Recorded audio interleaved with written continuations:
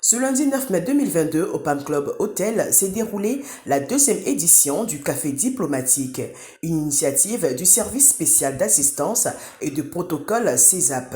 C'est autour du thème Relations internationales et résolution des conflits que les échanges ont eu lieu. Bamba Youssoufou, ministre ambassadeur, conférencier du jour, a entretenu l'auditoire avec une dextérité diplomatique sans précédent. Et c'est agi pour moi dans cette conférence de montrer que l'évolution du contexte des relations internationales a façonné la nature des crises et des conflits. Avant la chute du mur de Berlin, au moment du monde bipolaire, il y avait des conflits interétatiques, des guerres par procuration. On combattait pour le compte des Américains, des Russes ou des Soviétiques.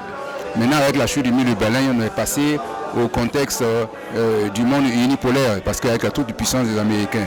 Mais les conflits ont changé de nature et c'est devenu des conflits internes, des conflits ou bien des guerres civiles. Et c'est en cela que les mécanismes multilatéraux de gestion des conflits ont tout leur sens. Kofi Richard, initiateur de cette initiative, a donné les objectifs. Il est question pour nous de réfléchir sur les résolutions des conflits, sur les conflits même qui minent l'Afrique de l'Ouest.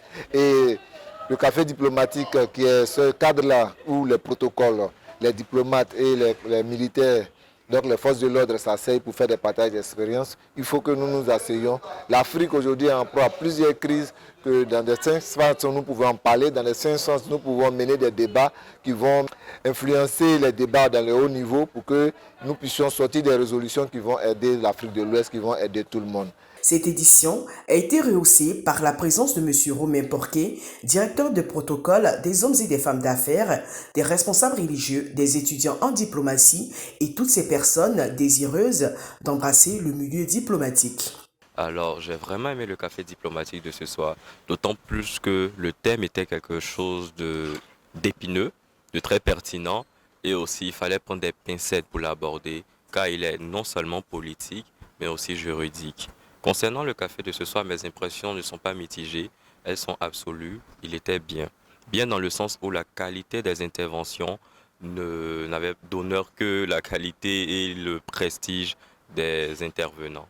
Parce que en venant à ce café, j'avais des préoccupations et en parlant avec les modérateurs, j'ai pu avoir les réponses. Et j'exhorte en fait, s'il y a des personnes qui me regardent, beaucoup de jeunes étudiants qui peuvent voir ce genre d'affiche et penser que c'est pour les vieux, comme on le dit, à ne pas se braquer à cela et à venir participer. Ils peuvent avoir véritablement de la matière à étudier et aussi une plus-value à apporter.